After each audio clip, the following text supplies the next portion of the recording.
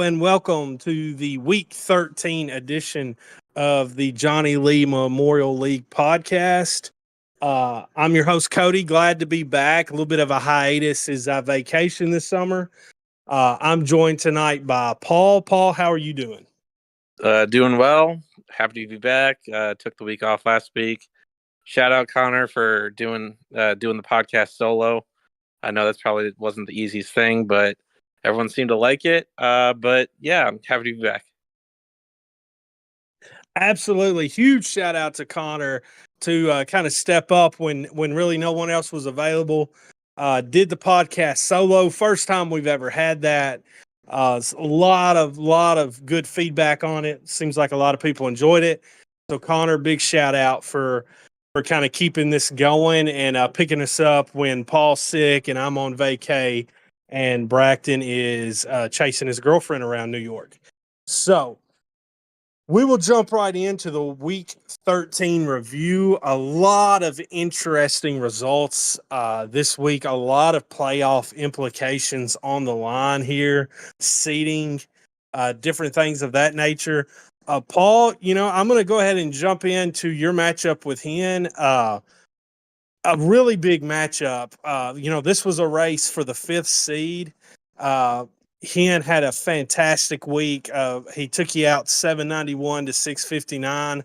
I'll kind of pass it on to you here. What happened in your matchup this week with Hen? Yeah, so I think the tail of the tape came down to bats. Hen outscored me 481 to 365. My bats pretty consistently have been around that 400 point mark, at least since I kind of made a bunch of those trades after my 0-3 start. That's 120 points or so was a big deal. I think it literally was the difference in the matchup. I think it was 130 or so. But yeah, I mean, it was a disappointing week. I would still take 365 for my bats any week. And then when it came to arms, I fell just short of 300 with my arms. Obviously not ideal. A couple negative point performances. Bobby Miller, since he came off the IL, hasn't been really much of anything. Luis Heel had a bad start this week. But on the flip side of that, 2 start weeks out of Taj Bradley and Garrett Crochet, they each got 64 points. I'll take that anytime. Brandon Pfaadt had a good start today. So, I mean, I had good performances, but when you go against a guy like Seth Lugo, who had 81 in 2 starts, and then his bats just went crazy, I feel like, this week. Nico Horner was 66. Jose Ramirez, it felt like he had a home run every day I played him. 80 points for the week. So, I mean, I don't think I necessarily underperformed. It's just Hen really brought it this week, and he got the win.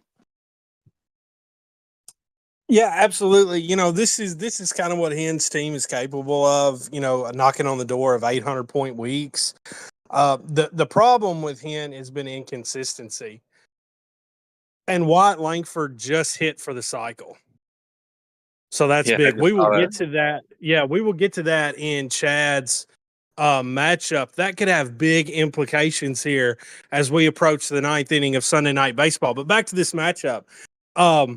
This is kind of what you get with Hen. The problem it's been is, yeah, he can put up 800, but then next week he may be in the 450s, the low 500s. It's been the inconsistency that he's dealt with, and unfortunately for Paul, he ran into Hen at the wrong time. Paul with a 660-point week. You can't be upset with that. That would have won against several opponents this week. Looking at everything real quick for Paul, I really don't see any reason to press a panic button. Other than, I would say, and he will agree with this, the pitching probably did let him down at 294 points. When the Tides are rolling, the pitching's more up of 350, even close to 400. I've seen several weeks. So, that's the thing with pitching, though. These young guys, Paul, you mentioned it, Luis Hill, Bobby Miller, a little inconsistency at times. Jack Flaherty had a bad start. Paul rights the ship pitching wise, and this matchup is a lot closer. So I know it sucks for Paul to lose with in the race for the fifth seed. But listen, when Hen scores 800 points, there's not a whole lot you can do about it. So big congrats to the Beach Dogs. We will see if Hen can build off of this momentum moving into week 14.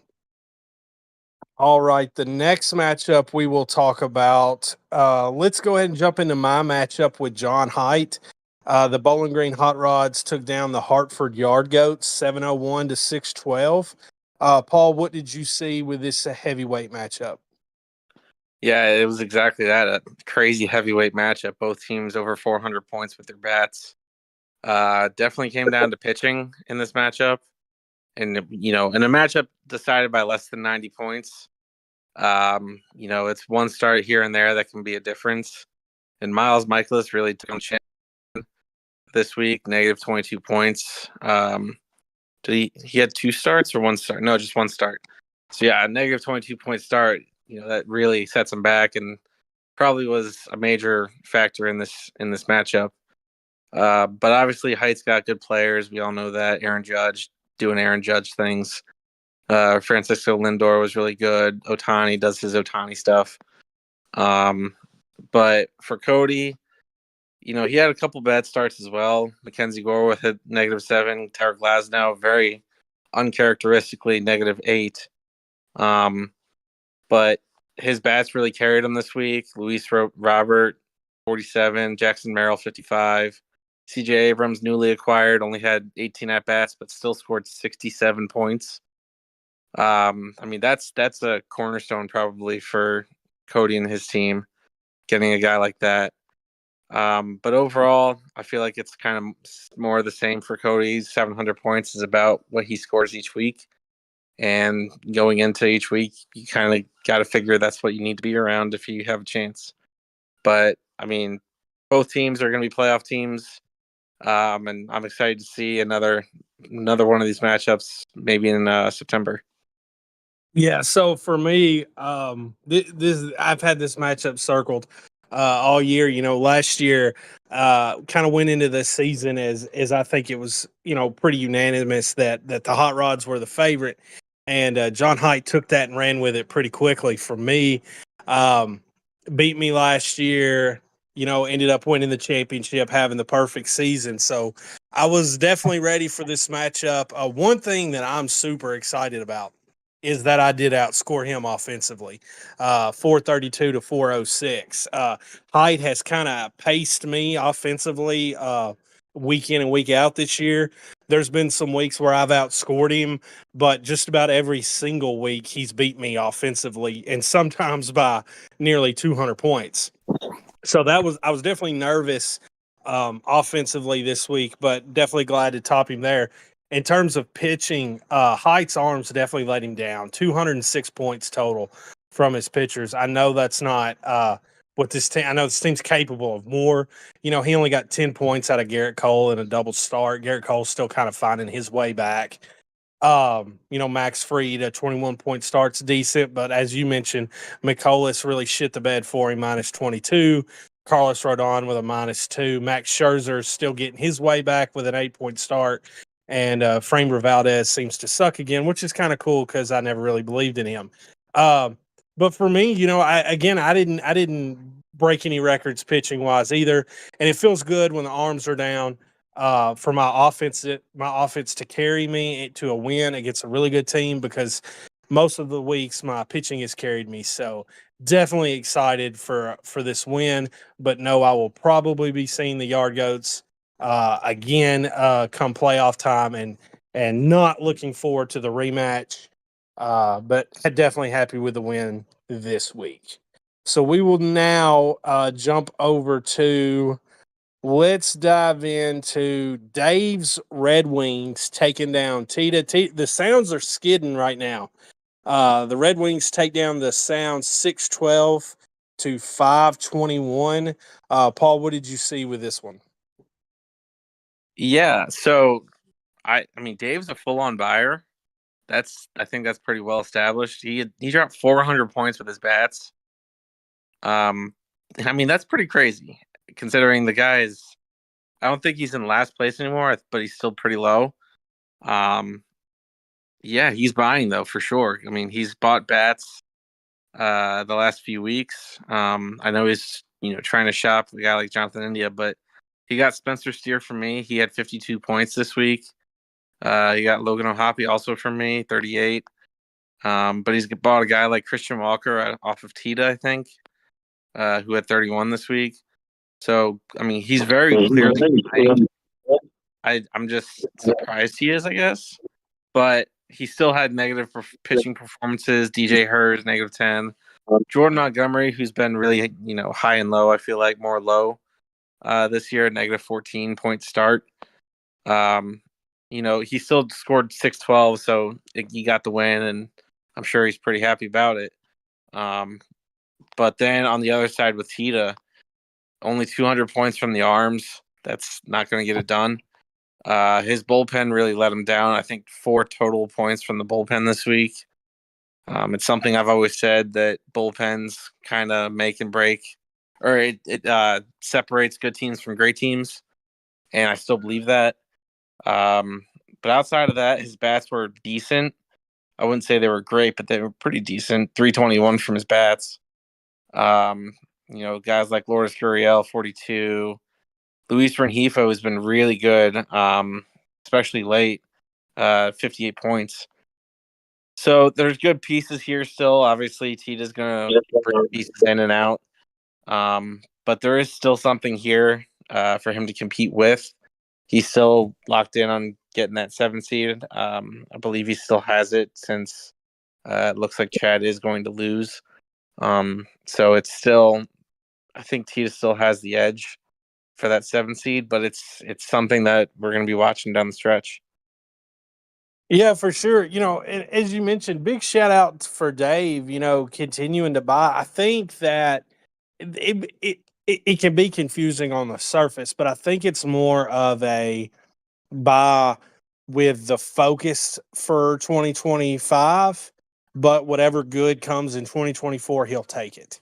So I think that his team is pretty close, and I know the record's 2-10. We would have to go back and look at the schedule to know for sure. But I mean, how many games? I feel like we've talked numerous times that Dave has lost late on a Sunday night by 10, 20, 30 points. A couple things go right for him earlier in the season. He's more closer to 500 than he is 2-10. Well, 3-10 after this week. So I think Dave is close, and I think he sees that, and I think the bind's going to continue as he focuses more for 2025, but will take what good comes as we kind of navigate through the second half of 2024. For Tita, yeah, as you mentioned, the bats did perform decent, 321. Tita's bats are always going to do that. He's moving so many bats in and out of his lineup with trades throughout the week that's what he does is kind of trades for the hot hand. And that's why if you look here, a lot of these totals are 16, 13, 15, 23, 19, 15, 14, because they were only, on his team for like 1 or 2 games. Then he's moving them. He's bringing somebody else in. It works for him offensively, and I think it will continue to. The pitching is what he's kind of run into the wall lately on. He hasn't been able to get his hands on the quote hot hand, and it's really hurt him. And he's, Tyler Anderson 1 point in a 2-start week. Cole Irvin was terrible tonight. He's going to end up being like minus 16. He's got to find some consistency in the arms, and I think that in order to do that, Tito would almost have to kind of change his strategy up a little bit and maybe continue to do what he's doing with the bats. If he wants to move the hot hand in and out offensively, that seems to be working over Tito's been in the league now going on 2 years, and it's worked for 2 years. Off from the pitching perspective, I don't think it's working, and I think that's what's caused this losing streak. So maybe if he could find some guys, kind of sit on them, I would hang on to Eflin, Morton, Montas. These are guys that are producing pretty solidly, and kind of add into that and then leave them alone and see if that works a little better. But yeah, Tita, I think he's hanging on to the 7th seed barely right now. I know Chad's coming for it. I know Scott, his record is kind of putting him in the mix for it. Same with Smell. So we will see what happens, kind of see what Tita does. It's always fun to watch what Tita's going to do after a loss. So we will definitely keep our eyes on that. But definitely big congrats are in order for Dave on his third win of the year. The next matchup we will talk about, let's jump over to the Rocky Mountain Vibe. Took down Connor Sodpoodle 768 to 532. I'll take this one, Paul, and then I'll throw it over to you. Just a huge matchup from Bry. I beat him last week. He definitely come back this week with a really, really strong performance. 364 offensively, 404 with the arms. 404 with the arms is basically unbeatable. You break 400 pitching, no one's going to beat you. So I know Bry's got to be super happy with that. I know for the rest of the league, that's kind of terrifying to see Bry kind of break that threshold because we know his offense can do that. And, that's 800-point weeks in and out for him moving forward. So definitely huge congrats for Bry. For Connor, 532, that's not really where he wants to be. But again, we've talked about it in length. Connor's focus right now is just bringing in as many assets as he can, kind of navigating through the rebuild right now. I do want to kind of shout him out and tell him that, I notice and respect the fact that he is remaining competitive during a rebuild. He may not beat you, but you're not putting Connor away till Saturday night, Sunday, when you do play him, and that's always respectable. You don't want to just get your teeth kicked in every week while you're trying to rebuild. And I think Connor's done a really good job of staying competitive while he tries to go through his rebuild process. But Paul, I'll turn it over to you. What did you see with this one? Yeah, unless you're me, and he did beat me earlier in this year. So I won't forget that, Connor. I won't. But yeah, I mean, for Connor's team, he does have really good pieces. If he does end up deciding to sell off, I mean, there's a George Springer sitting right there with 71 points. I'm sure that's a pretty piece for a contender. Same thing with Paul Goldschmidt, 29 points. I mean, it's a lower total, I think, than what normally happens with him. But I mean, then you have Andrew Heaney, who's just dominating the Orioles tonight. Lance Lynn had a good week, a good start this week, 36 points. Andrew Suarez for the Orioles has been up and down, but good start this week, 31 points. So there is talent there, and his bullpen went absolutely crazy. It looks like 65 points from his bullpen. In my opinion, if you're over 50, you had a good week. But obviously, Bry here is the story, and as good as Connor's bullpen was, Bry's was better. It looks like he had 108 points from his bullpen. Ryan Helsley had 4 saves this week. Craig Kimbrell had 3. So yeah, I mean that's just absolutely crazy. And then you have Freddie Peralta, 2 start week, 60 points. Pablo Lopez, 41 points in his start. And then his bats. That's not even mentioning his bats. His bats went for 364 this week. Pretty solid number. Even with Julio Rodriguez only scoring 10 points and 20 at bats. It's kind of hard to see what's going on with Julio Rodriguez this year. But then Rafael Devers, 68 points. Vinny P, 69 points. Salvi Perez had 57. So he's got good balanced scoring from all positions. And that's kind of still with an off week from 1 or 2 of his starters, like Kevin Gossman, who he just got this week, went for -5 today.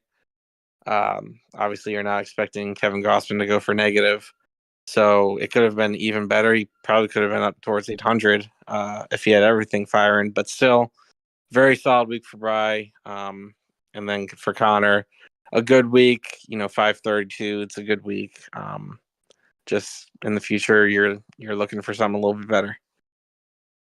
For sure. And we will move on now to another definitely playoff implications on the line. The Jab Sea Dogs take down Chad's 89ers 725 to 654. Chad made some noise with a Wyatt Langford cycle in the 7th inning or 8th inning tonight in the Sunday night game, but just not quite enough to catch back up. Jab continues to roll. Jab's one game behind me in my division, and he holds the tiebreaker. He gave me my only loss. And really, ever since that week he beat me, he hasn't just been winning. He's been in the 700s, 800s. I think the week he beat me, he broke into he got close to 900. So the Sea Dogs are on fire right now. Vlad Guerrero Jr. with 102 points.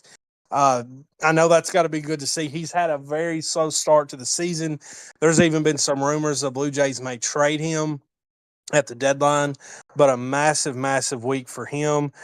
Jab 472 points offensively and 253 pitching wise. So definitely carried by the offense this week. For Chad, listen, Chad is definitely gunning for that 7th seed. He's tied with Tita for it right now. He's a game back from Paul for the 6th seed.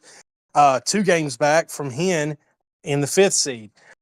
Chad's got playoff aspirations, and this team is good enough to get there. Kind of the same story it was with Paul's loss against Hendog. 654. That's quality. That's a quality performance. 345 with the bats, 309 with the arms. Solid performance all the way around. But he did run into a buzzsaw from Jab, and as long as Chad's got Paul Skeens, he's going to be in just about every matchup he's in. But yeah, big congrats to Jab to kind of keep this thing going and kind of keeping pace with me as he tries to take that division crown from me. And for Chad, I think you just got to cut your losses and look for next week and maybe get back in the win column. Paul, what did you see with this one? Yeah, I'll take a bit of a different approach with Chad's team. I think he needed that cycle tonight from Langford just to kind of make his score a little bit more respectable. Because with that cycle, I think he got like 80 some points from Langford just today. If he only gets, like 5 or 10 points, like a normal day from a normal bat, he's below 300 with his bats. So, I mean, looking at his team, I know he had down weeks from a couple guys, like Alex Bregman, who's been red hot for the last month or so, only week. Kybert Ruiz, who's been pretty good, only 18 points, 16 at bats. Chris Morel really had a tough series against the Brewers this weekend, only 10 points for the week. So, I mean, he has good talent, but he definitely had a down week from those guys. And when you're playing a team like Jabs, you really can't have a down week, especially with your bats, because Jabs' team is essentially built on I'm scoring 450 with my bats. If you can beat it type of thing. Because with guys like, Juan Soto, 53, Yordan Alvarez, 44, Bobby Witt, 52, Ketel Marte, 69. That's not even looking at Vlad, topped 100. Those are just bats that you're not gonna beat. You can just hope to maintain, because if you can keep pace with his bats, I think you could beat him with his arms, because he has, a few good arms. Obviously, Tanner Houck, Luis Castillo, who had a down week this week, Tanner Bybee, who had a pretty good 2-start week this week, and Aaron Nola. He has a few good bats, or I'm sorry, a few good arms. But that's kind of where his weakness is. And if you have a team that has the good arms and you can at least keep pace with the bats, you have a shot at beating them. But again, like Cody said, he's a game behind first place in this league. So obviously it's been easier said than done. And 253 is a little bit down for arms for Jab. But if he can be around 300, 350 with his arms, his bats will be around 400, 450 at least. I mean, adding all that up, that's a 700-point team. Not easy to take down a 700-point team at any point in the season. So, Jab, obviously a team to look out for. For sure. We will move on now to talk about really the records may not indicate it. This is a very interesting matchup for me. Humco's Trash Pandas take down Scott's Flying Squirrels. Right now, Humco's got 525. He's going to get, I think, 12 more points when Is it Andrew Heaney that he has? Maybe I'm miscounting here. No, he doesn't have Andrew Heaney. Never mind, scratch that. But yeah, Homco took down Scott's Flying Squirrels 525 to 427. Really interesting matchup because if Scott would have won this week, that would have put him at 5-8, which would have really placed him in a position, one game back from the 7th seed. Chad and Tita are both going to be 6-7. So I really thought that was interesting if Scott would have won. Homco at 2-10 did win. And really what goes into this matchup to me is kind of Homco's approach. As he's navigated this season, he's kind of done what Dave's done. And they're both now sitting at 3-10, but Homco refuses to sell. He continues to buy. I'm not so sure for him. I feel like Dave's team, even though the records are the same, I think Dave's team is a lot closer to that competitive window than Homco's is. I think Homco could use more of an infusion of youth, kind of maybe take the longer road. But hey, it's his team. He's dead set on buying, and he got him a win this week. 351 with the bats is definitely solid. Again, Homco can just not get anything pitching wise. A lot of bad luck there. The bad luck seems to have continued. Zach Plesac was sent down.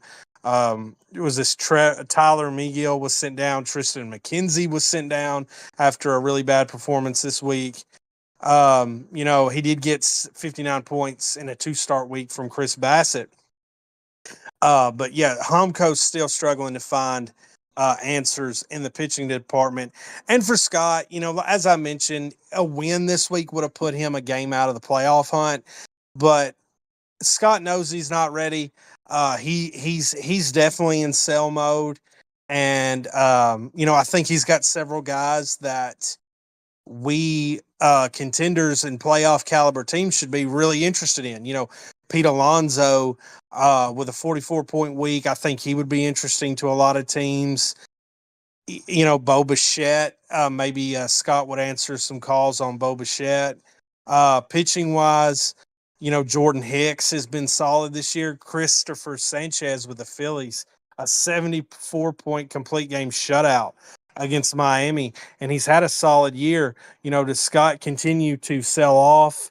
And that's what I kind of see in this matchup. Not so much about who won or lost, but about Scott is definitely going to continue to sell, and kind of where does Homco go from here? Paul, what did you see? Yeah, I won't add too much because you kind of hit on most of what I was going to say. But two teams scoring under 200 with their arms. And then the difference in this matchup was probably with the bats favoring Homco 351 to 261. But yeah, there are good pieces on both of these teams should either of them decide to sell. You listed a few of them. I'll list a couple more. With Scott, Ryan Mountcastle, he only had 14 points this week, but he's been very good. A Royce Lewis, again, same thing, only 4 points this week, but he's the guy that felt like every other game he was hitting a home run for a while. I'm sure he could get a pretty package. And then finally, Brady Singer. Same thing, with Kansas City being a good team this year, I'm sure that he'll have a good amount of value. And he's still only, I think, 27 or 28. So definitely some pieces for Scott if he were to sell. Could probably get, a good package or whatever he's looking for. But then for Homco, you kind of touched on it. Tristan McKenzie, Tyler Megill, and Zach Plesac all sent down this week. That's going to be pretty significant, I think, for Homco going forward. It'll be tough to see him get to 12 starts, I think, without making some pretty significant deals. Plus Brian Wu hit the IL, so it's tough right now for Homco and tough in Rocket City to kind of field that competitive team. But we'll see what happens. For sure. We will navigate over to the last matchup of week 13, and we won't go super into detail in this one. Smell takes down Bracton's Larks 451 to 405. Bracton, both these teams are full-blown rebuilders. Both these teams are going to be in the 400s most weeks. But Smell is really in an interesting spot because he did win. It puts him at 5-8. Smell is one game back from tied for the 7th seed. So, again, we've talked about it in previous podcasts, and I feel like we're here again.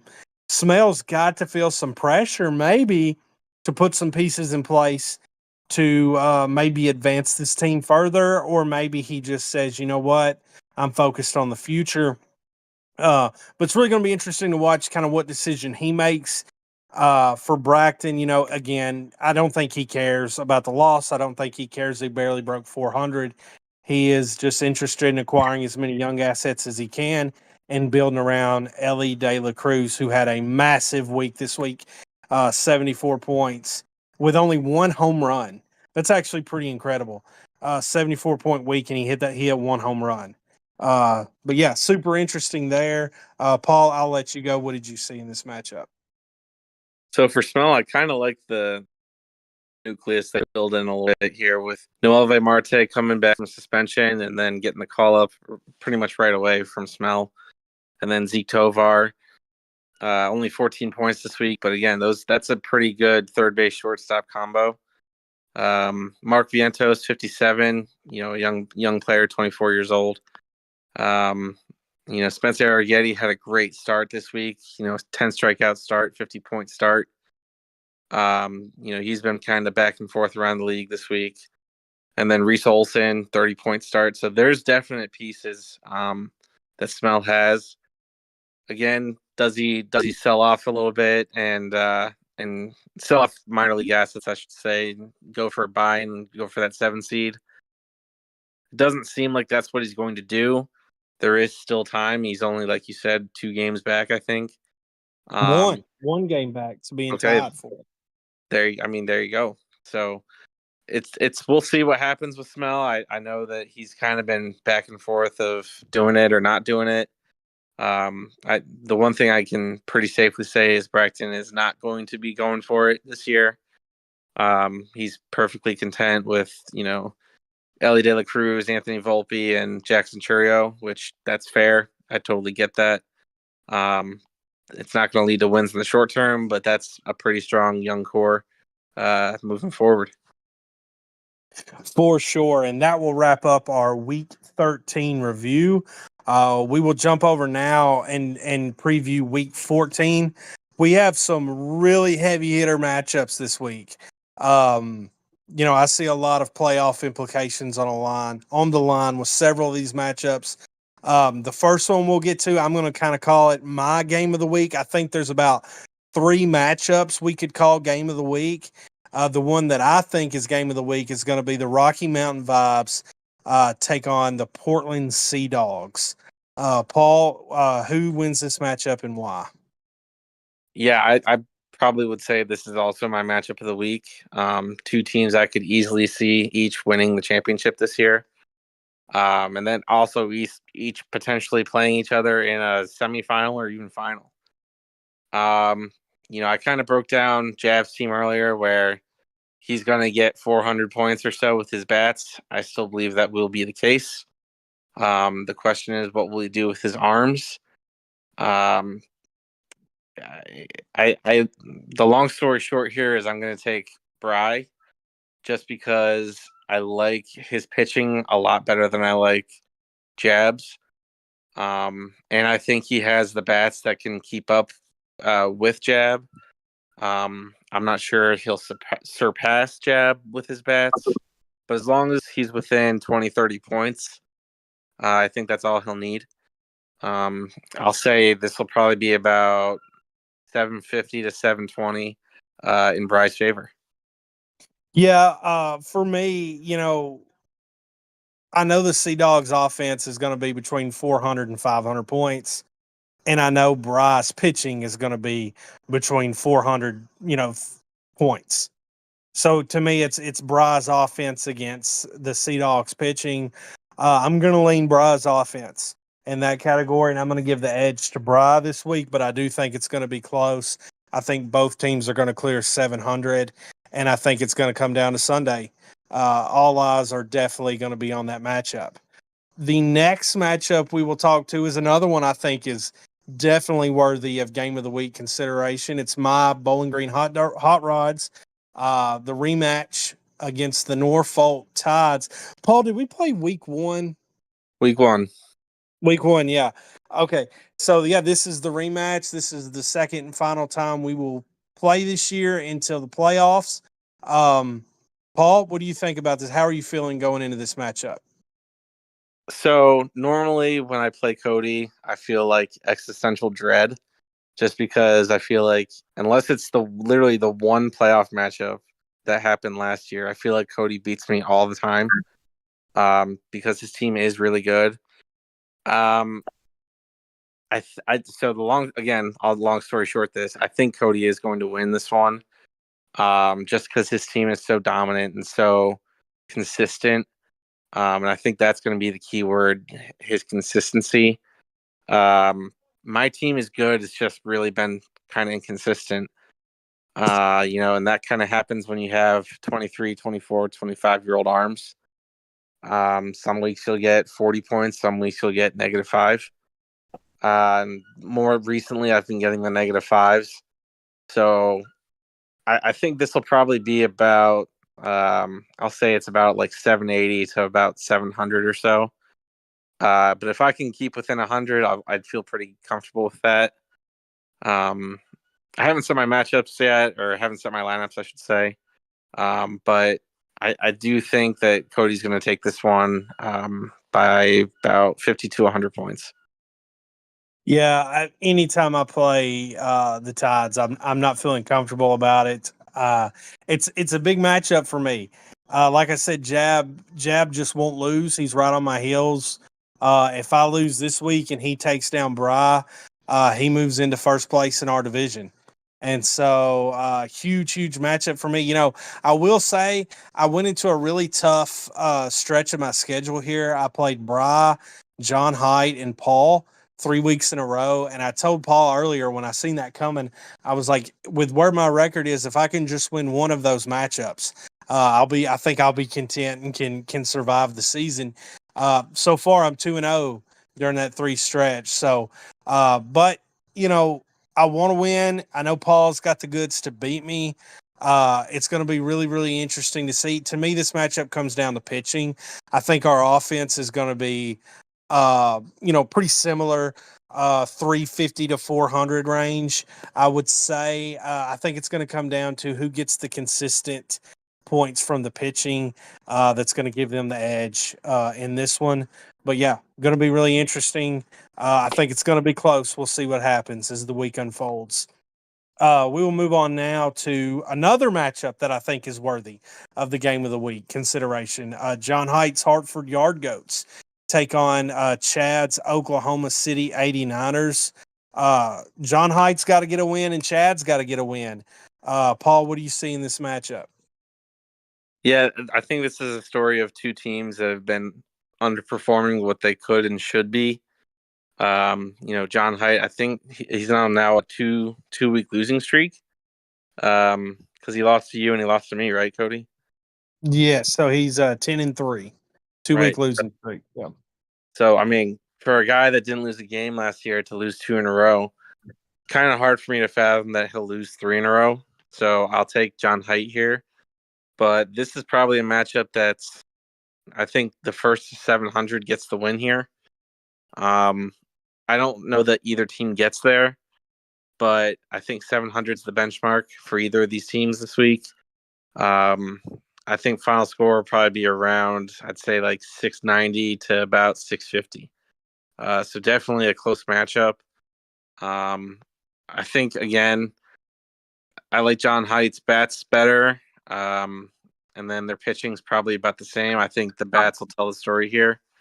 If John Height can break 400, gets close to 450, I think that'll be enough. Yeah, for me, I'm going to give the advantage to John Height. And again, and it's offensively. It's Shohei Ohtani and it's Aaron Judge, and I just don't think Chad can quite keep up with that right now. I think pitching wise, the result will be similar, but I think just Judge and Otani alone is going to give the Yard Goats the advantage and the win this week, which I know that John Height needs. He's tied with Bry at 10-3 for first place in that division. And, Bry's got a tough matchup with Jab. So I know, as they're kind of jockeying for first place, John Height needs this win, and I think he gets it this week against Chad. But I do expect Chad to keep it close and be competitive all week long. And so now we will move on to what is better for a losing streak for Tita than the Bismarck Lark showing up on the schedule? Paul, who wins this matchup and why? Yeah, Tita gets it right this week. I know he's been scuffling a little bit. I think a 3-game losing streak, if I'm not mistaken. I think he gets it back going. Nothing against Bracton. He knows why he's losing and all that, but nothing better to cure a losing streak than facing the Larks. I think Tita gets to about 600 this week, and that'll be more than enough. I mean, if Bracton clears 500, that's a win for Bracton. I don't know that he will. I was probably going to be about 600, about 480. Yeah, I gotta agree with you. I think TD gets back in the win column, and this is a huge. The schedule makers doing Tita some favors. In a week 14 where he's tied with Chad. Chad gets John Height and the Yard Goats, and Tita gets the Larks. So a little luck there, but I do think Tita will survive and take down Bracton and get back in the win column for Tita. What his concern is going to be is how does his team look? Does he score 520 and win, or does he get back into that 650 range, knocking on the door of 700 where he can feel good and competitive about where he stands? So that's what Tita will be watching this week. But yes, I expect the Sounds to get back in the win column. The next matchup we will talk about is the Clearwater Beach Dogs take on Homco's Rocket City Trash Pandas. I'll go ahead and go first, Paul. I think, Hen Dog's rolling right now after his week against you. I know we've talked about some inconsistency, but I think even if his team comes down a little bit to the low 600s, I still think that's going to be more than enough to beat Homco's Trash Pandas. There's just no pitching. He just does not have any pitching. And as we all know, there really isn't pitching on the trade market, so it's kind of hard to find. So yeah, I think the Beach Dogs win this one pretty handedly. Paul, what do you see? Yep, I would agree. I do think Hen does come down a little bit. It's hard to replicate almost 800-point week. So I expect him to be closer to mid 600s, maybe like 640, 650. I do think that's enough to take down Homco just because of what you said. Like we said in the recap, losing 3 pitchers to AAA, not even to injury, just to AAA, is pretty significant. And I'm not sure where he's going to find some reinforcements. Because of that, I think he'll be lucky. I don't want to be lucky, but I think 550 is probably his ceiling. And I think Hen's team is definitely good enough to top that. So probably looking at 100 to 150 point difference here. For sure. And we will move on now to talk about Dave's Rochester Red Wings take on Smells Chihuahuas. Smells 5-8, knocking on the door of that 7th seed. Dave got his 3rd win, but he's buying. He's trying to be competitive. Paul, what do you see with this matchup? Yeah, I mean, I think this is a sliding doors moment for each of these teams where, obviously Dave's team with him focusing on buying. I think that's going to show up this week. And with Smell, kind of waffling a little bit, not buying, not selling as much, just kind of doing a little bit of both. I think that's going to make his team a little stagnant. And I think he'll be about 500 points, maybe 550. But, I mean, the way Dave has built this team, this is, in my opinion, a 600-point team week in, week out.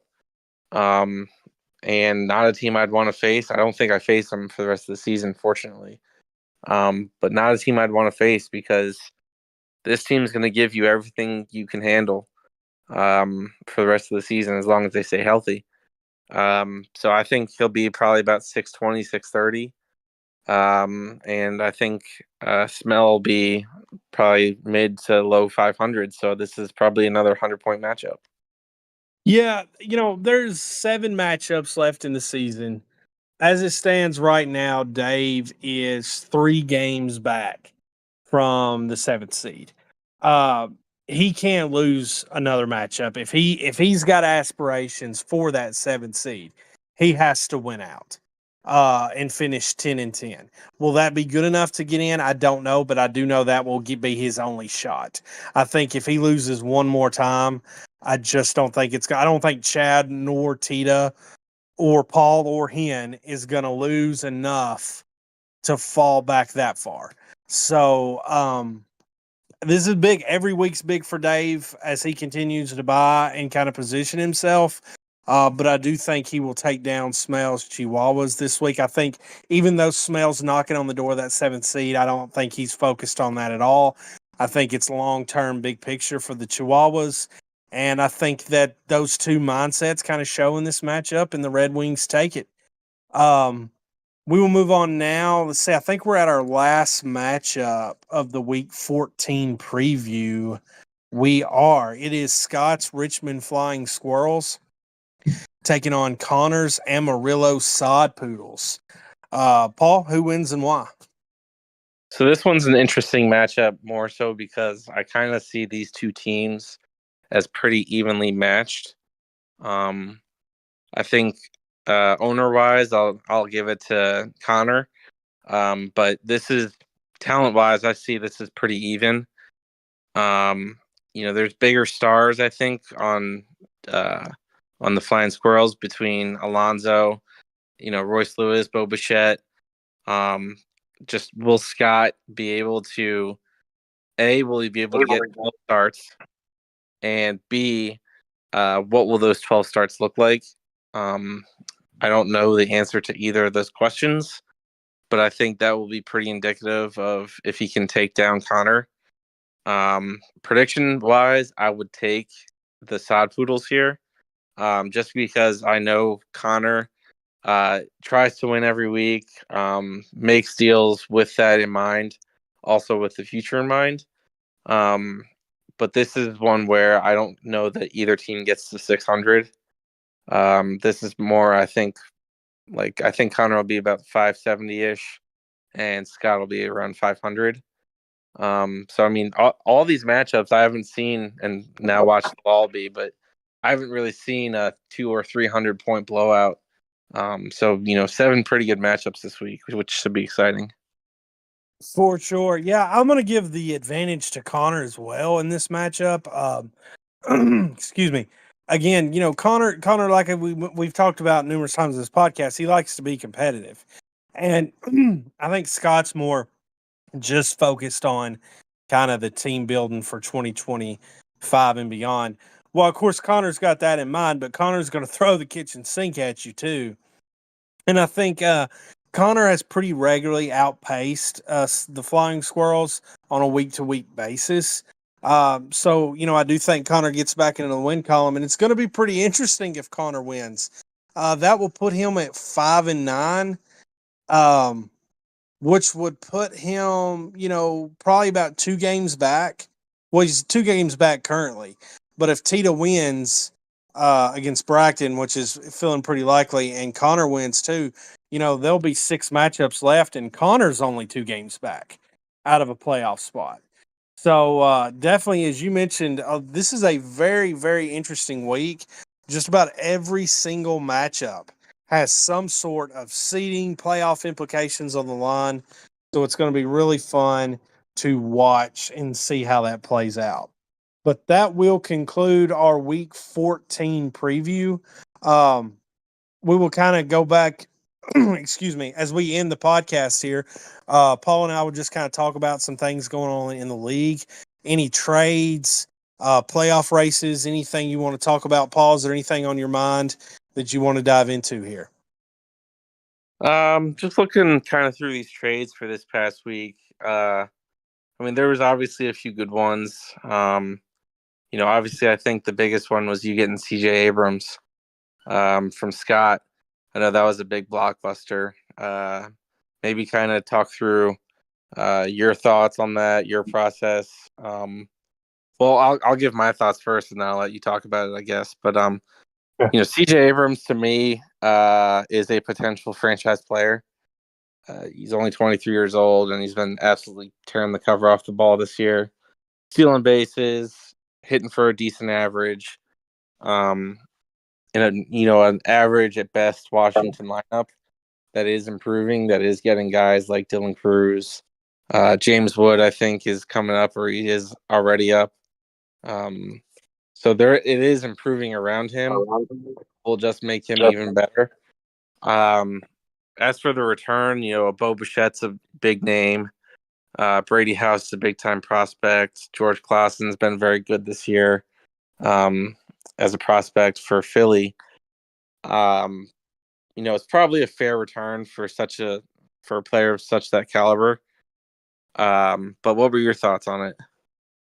Yeah, so that was kind of an interesting deal there. So Sunday, the night before week 13, I was kind of evaluating my team. I knew John Haidt was coming up on the schedule there, and I was thinking, where can I find some improvements?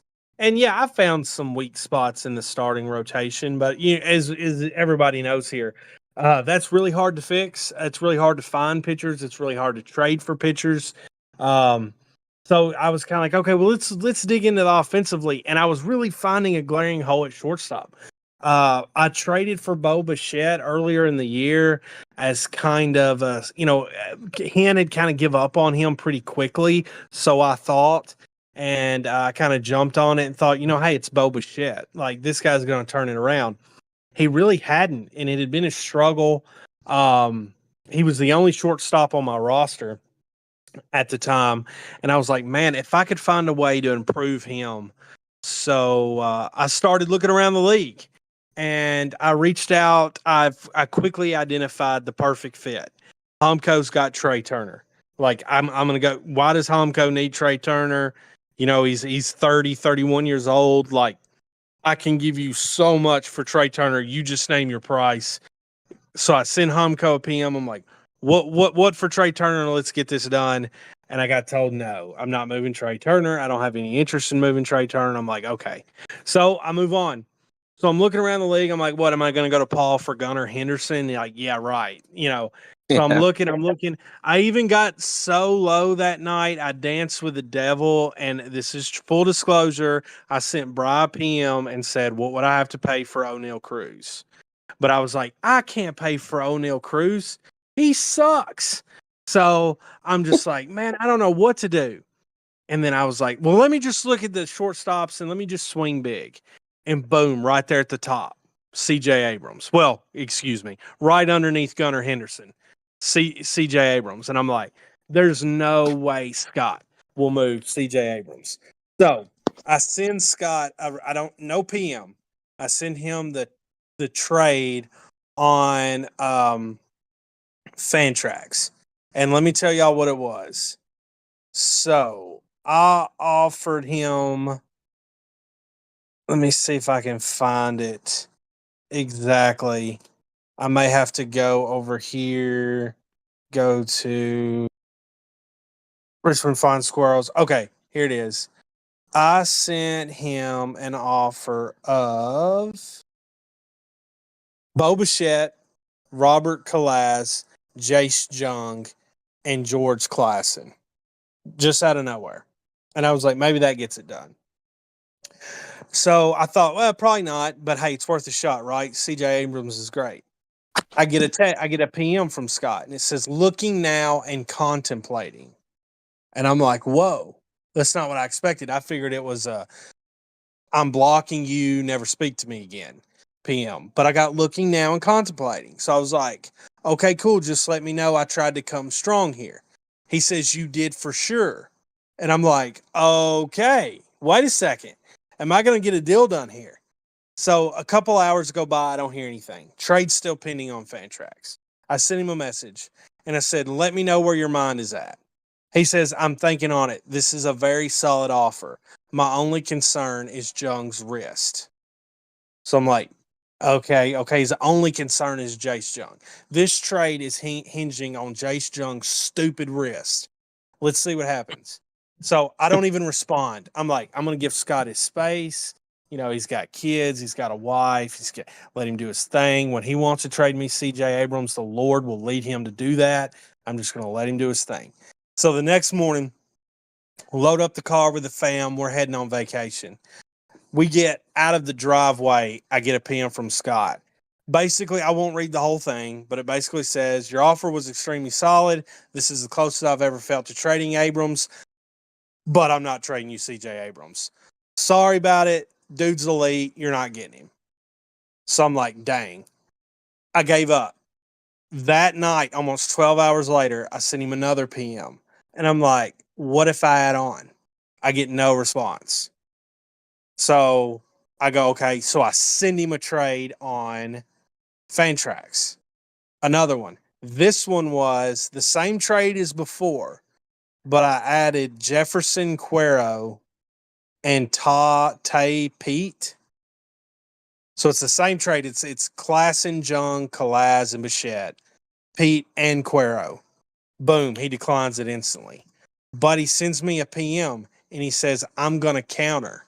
And I'm like, holy crap, he's going to counter. And the counter was he changed Pete to Brady House, but also included a worse with CJ Abrams. Y'all, I don't even think I reviewed it. I just accepted it. I was just like, deal, done. For me, that's a huge piece. I think CJ Abrams, as Scott said, is an elite player. I think my offense really lacked a consistent elite player, especially at his age. I mean, the kid's 23 years old. He was 929 points last year as a 22-year-old. He's on pace for even better. He's almost a point. He's a full point per game better so far this year than he was last year. I think this is a consistent 1,200 point bat here. And yeah, I think I gave a lot. And I think it was an infusion of youth that Scott needed. I think, Jefferson Cuero, Brady House, Jace Jung, those are all top 50, 60 prospects. George Klassen's been dominant this year. Robert Kalaz is far away. He's an international kid, but he's got a ton of power and he's on the Rockies. So, I mean, if he's Yanquel Fernandez 2 years ago. So everybody's interested in him. And then he gets Bo Bichette. Bo Bichette is just 26 years old. Got a really strong track record. Scott can flip him for even more, or he can set on him and that be a shortstop. So, long story short, I didn't expect for that to go anywhere. It did. And basically, I wasn't going to tell Scott this, but when he said I'm countering, I was like, dude, you can include any prospect I got, and I'm taking the deal. So I was definitely happy to get CJ Abrams. I think, that's a big get for me, and we will see how that pans out as the season moves along. Paul, did you have any more thoughts on it or anything you want to go over before we move on to another trade? No, I thought that was great insight. Kind of how you were back and forth, and then you almost paid for that absolute scrub, O'Neill Cruz. I thought that was pretty interesting. Dude, I almost did, man. I almost did. And honestly, you know why I didn't? Because Bry responded immediately and said, hold on, working on something else. I'll get back to you, and never did. And if he would have, I think I would have moved forward. We were talking O'Neill Cruz and Stephen Kwan, Bo Bichette, and Luis Robert. That was kind of the basis of the deal that I had of thrown out there. And I think I was going to go down that road. I think I was. But Bry never got back to me. And then Scott was interested in the trade I sent him. And then at that point, I was like, I'm not trading Bo Bichette to anyone until I know for sure that, Scott's either going to do the deal or definitely not going to do the deal, because if there's a chance, I'm hanging on to these assets and seeing what I can get. So, yeah, super excited to land CJ Abrams. Yeah, I would be too. Um, looking down through here, I think another trade that I want to talk about that Paul, I think you and I can share some insight on. Several trades that kind of went down right here. I want to make sure I get them. And I'm not involved in any of them, but man, was I so involved. And I think Paul can vouch for me on this. The first one was actually, Paul, you were involved in both. You kind of, okay. So, anyways, the first one was Tita gets Kevin Gossman. No, I'm wrong. Let me go back. I got to go down further. Here it is. Here it is. Here it is. Well, then wait a second. Where is Bry? Bry got Kevin Gossman, right? Yeah. Did Okay, I'm confused. Was that trade not posted? Oh, I see it. Okay, here they are. Here they are. This was on June 28th. Yeah. So Tita gets Ron Weathers, Landon Knack, Email Morales, Jordani Monegro, and a second round pick. Bry gets Kevin Gossman. Right after that, Paul got Brandon Nimmo and a second. Tita got Eloy Jimenez and Alex Verdugo. I really could have blown that up. I had a trade pending for about an hour, where I was going to send Tito Luis Robert, for Kevin Gossman, Brandon Nimmo, and 2 or 3 prospects. Tito sent that to me. Tito sent that to me. It pended for about an hour. I talked to some people about some advice. No one really was like, basically the consensus I was hearing is you cannot trade Luis Robert. That's stupid. Don't do it. And so, but I was like, man, I could really use Gossman against John Haidt. But right when I was kind of getting close to making my decision, Tita canceled the trade and made these 2 trades. So, Paul, I'll kind of let you talk about them, especially your trade where you traded Eloy and Verdugo and got Nimmo in a second. Well, I'll start with the Gossman one because 2 or 3 days before that, I sent Gossman to Tita, and I got Kalenic, Ben Rice, and Harleen Susana. So that trio versus Ryan Weathers, Landon Knack, Emil Morales, your Donnie Monegro in the pick. I would probably lean towards what Tita got just 3 days later. I don't even think he got a start out of Gossman. That kind of swap. I think Tita did pretty well. But as for the Nimmo one, I like Nimmo. I've kind of liked Nimmo for a while. He's been on my radar for a while. Eloy, I like Eloy. I've had him before, traded him away before, traded back for him. He's kind of a guy that I've really liked, but it's been hard to roster him and hard to start him because I feel like every time I start him, he goes over 3 with 2 strikeouts. I watch a lot of White Sox games, and it's a guy that I like, but I really don't like. It's a love-hate relationship type of thing. And then Verdugo, it's almost the same exact story, where I feel like every time I trade for him, he's a dud, and then once I trade him away, he starts getting it going.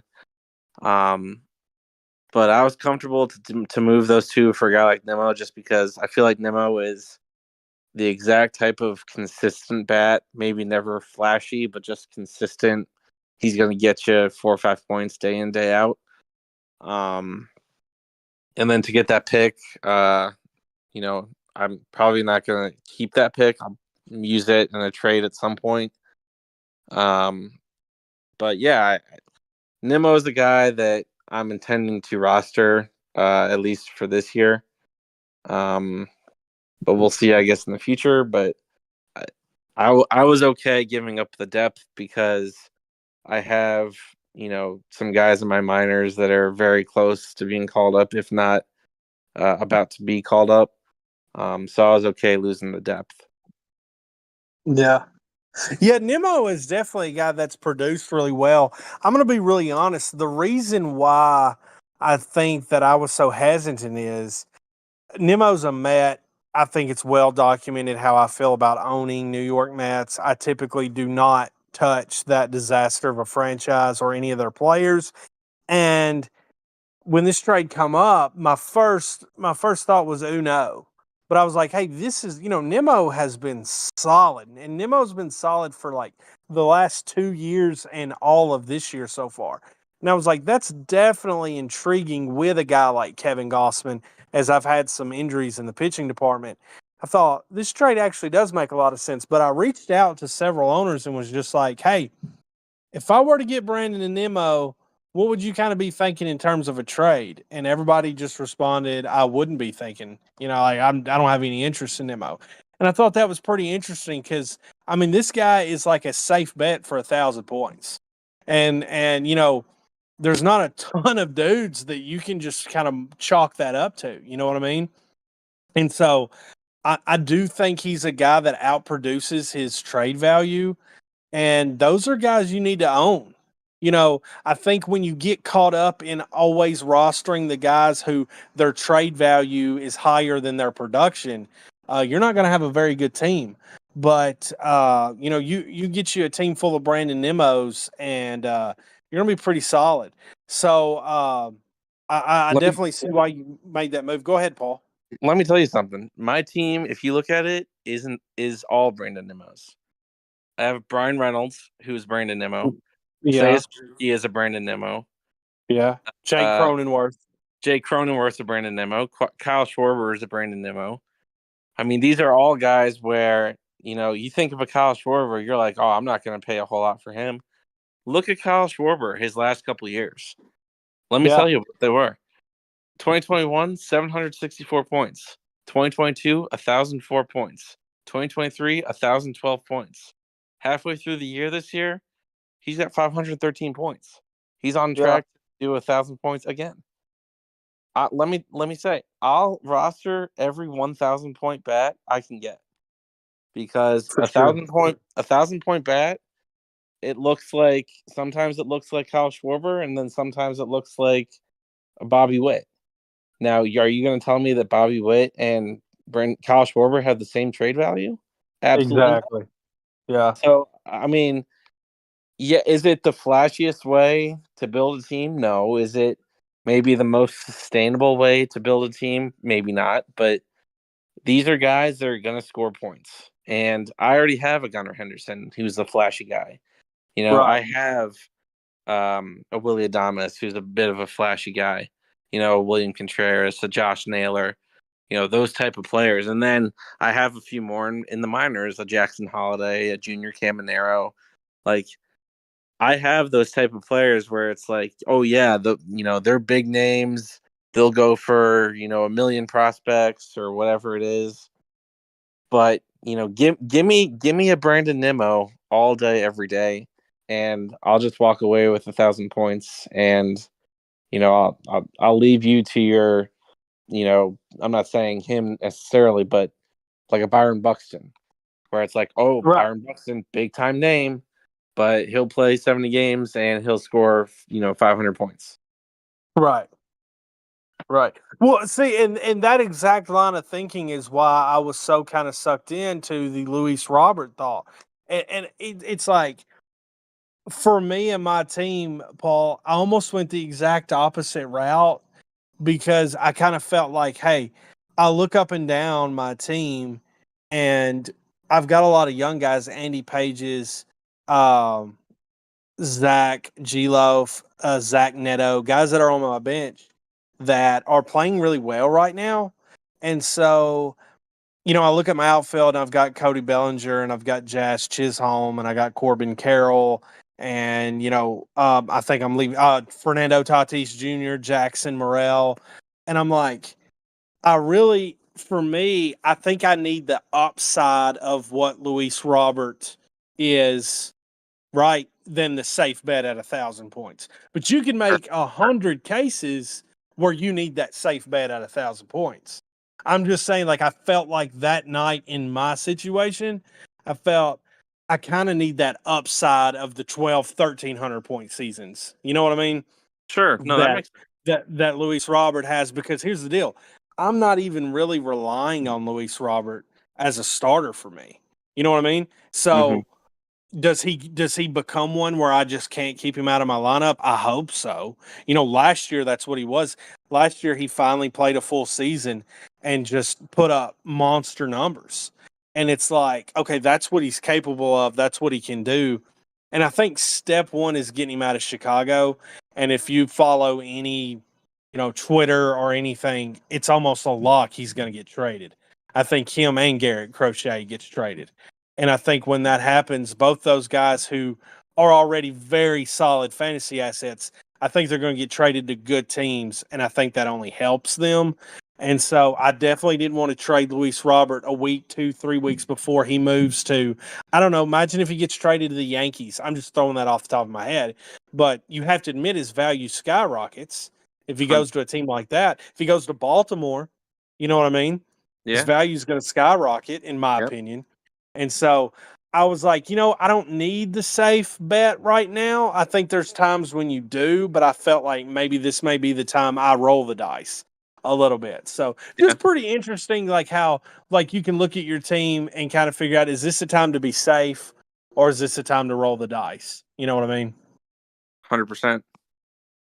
So, but yeah, super interesting kind of how like me kind of backing out / Tita backing out resulted in this, 2 trades where I do think Tita got a lot for Kevin Gossman. I do think Tita got more than he paid for Kevin Gossman, but again, and I'm not, listen, Tita manages his teams how he manages his teams. He doesn't come to me, hey, Cody, I want you to run my team for me. He does his own thing, and Tita's got everybody's respect. But I think, in just my opinion, I think Kevin Gossman's a guy Tita's pitching staff kind of needs, right? That I think Kevin Gossman's pretty safe. I think he's a 20, 22, 24 kind of cap there, a point per game arm. And I think Tita's staff could really use a guy like that.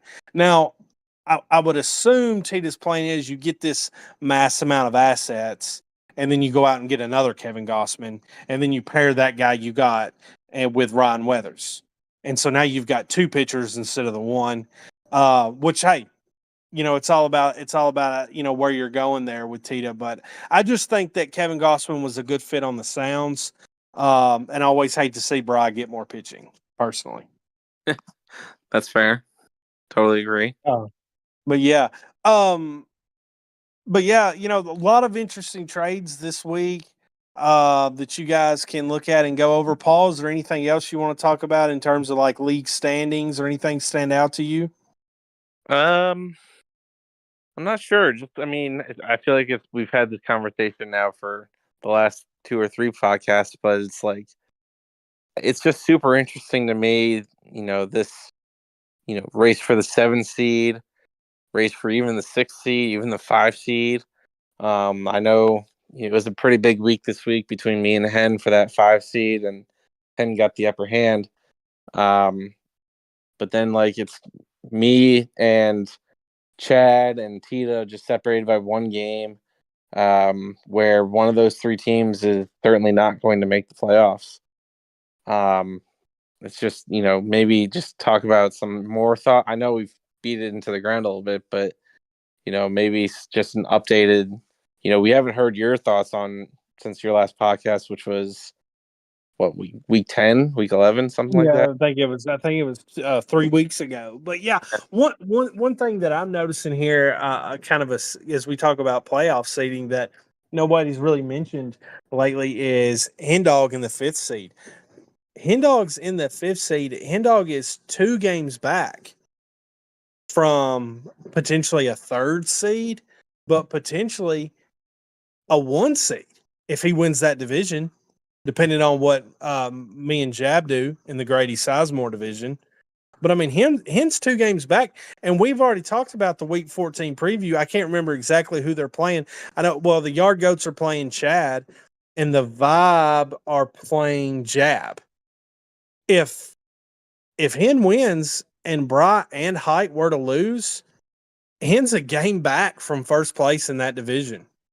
So he went from this time last week to kind of looking at a 6th seed, maybe even a 7th seed, to being a game back from being first place of his division. So that was a huge win for Hen Dog when he needed it most, in my opinion. So it's going to be really interesting to see what he does. And then, of course, yeah, kind of Paul, Tita, and Chad kind of bunched up there in the middle. As we talked about in the Week 14 preview, Paul, you got a tough matchup with me. I do think with you having the game up on Chad and Tita, you can afford another loss and be fine, as you kind of want to hold on to that 6th seed and not be the 7th seed. But because I do think Chad ultimately does lose to John Height, and then of course Tita is going to win, which would put you tied with Tita at 7-7. But that's really interesting to see with as many matchups as we've got left. And then I'm curious, can Scott or Connor or Smell or as we talked about Dave, what if Dave wins out? What if Dave wins out and goes 10-10? Where does that leave him? Because I think if we're looking at all this, if we say, okay, I'll just tell you, in my opinion, Paul's going to be the 6th seed. And then Tita or Chad is going to be the 7th seed. Well, Tita and Chad are 6 and 7 right now. So if they lose 3 more times, that puts them at 10 losses. That's what Dave's at. If Dave wins out at 10-10, if we think that 7th seed is going to be a 10-10 team, Dave's got a shot. Now it is a snowball's chance, but Dave's got a real shot at that 7th seed. What do you think? So I'm looking at Dave's schedule the rest of the way. Here we go. I'll lay it out for you. Okay. Smell this week. Win. Yep. Then Bracton. Win. Hen for the double. That's the All-Star week, the double week. Oh, no, that's a loss. Yeah. You think so?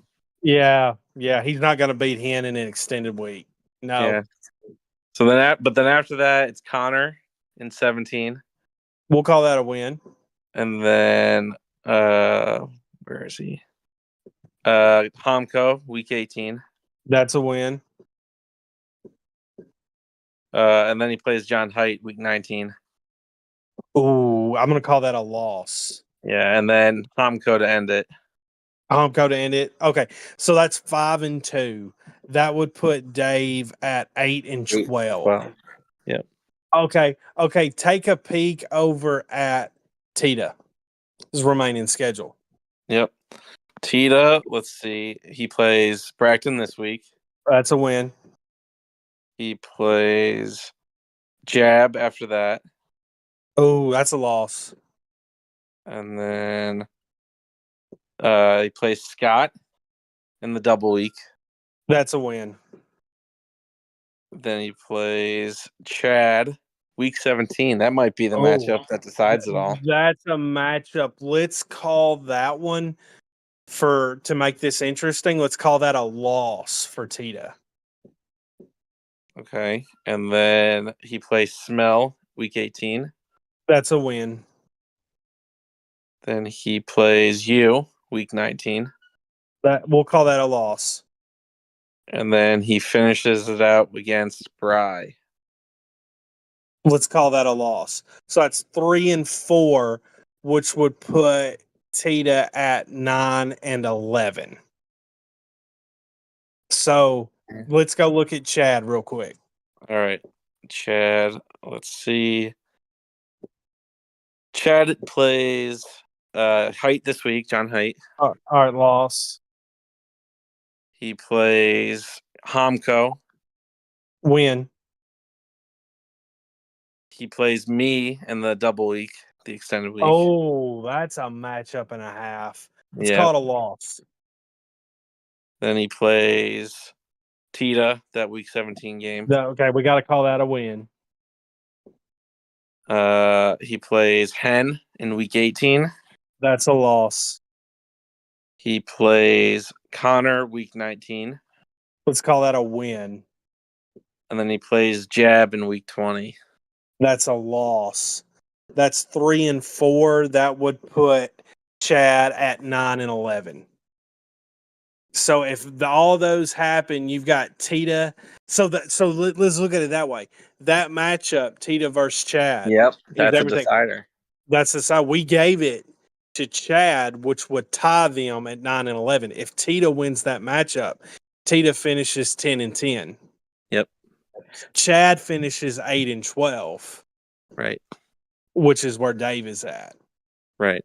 That's going to be very interesting. And of course, those matchups could go completely opposite of kind of where we were saying, but it just super interesting to see that matchup, that Chad versus Tita is a massive matchup. And what week is that? Did you say was a week like 17?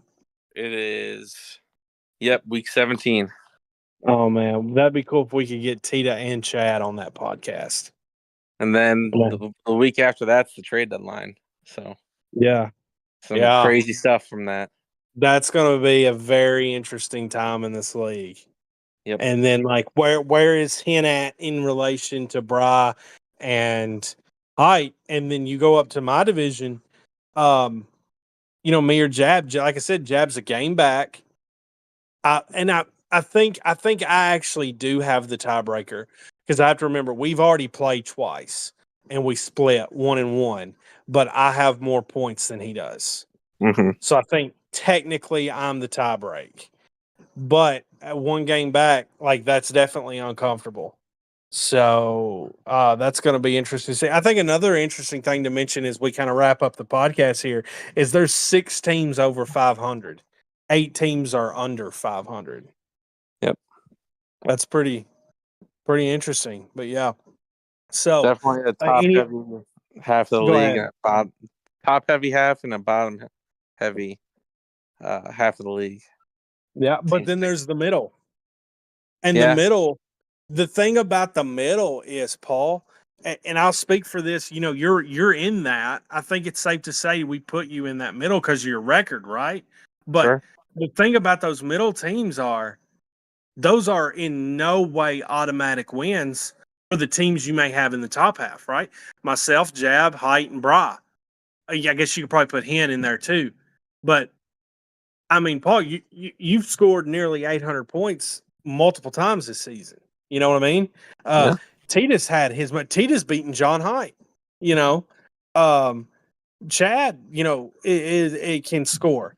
And so that's what's interesting about the league is even though there may be a tier differential because of record, I think when it's mano a mano 1-on-1, all that goes out the window. Just like mine in your matchup this week.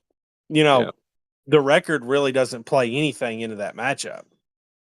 It could be decided by 10, 15 points, So super, super interesting. Paul, do you have any thoughts as we sign off here? No, I just, crazy time in this league. I feel like, the middle is the middle. It's yet to be shaken out, yet to be much separation, and it's going to make for yet another year of possibly coming down to the last week of who makes the playoffs, who doesn't.